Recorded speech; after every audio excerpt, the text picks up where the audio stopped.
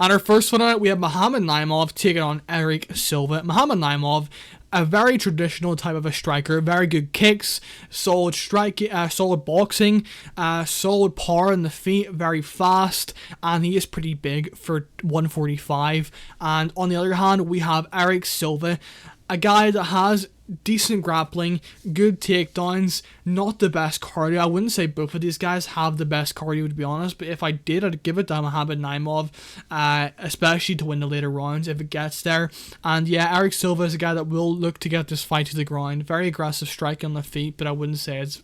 I think the Naimov on the feet is kind of clear, to be honest, with the punches, with the kicks, with the reach, and just with the technical ability on the feet.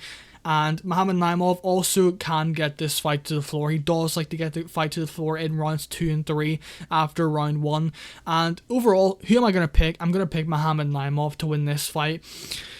There's something in my mind that is just telling me not to parlay to this guy this week. There's something in the back of my head that is saying, do not parlay Muhammad Naimov, even though he's fighting a guy that hasn't fought in 2 years, lost to TJ Brown. TJ Brown is absolutely terrible at fighting, and Muhammad Naimov in his last fight beat a guy in Nathaniel Wood. Yes, he cheated about 15 times to win that fight, but beating a guy and being competitive with a guy like Nathaniel Wood is very impressive in my opinion, even though he nutshotted him 3 times, grabbed the fence 2 times, and still wasn't deducted a point.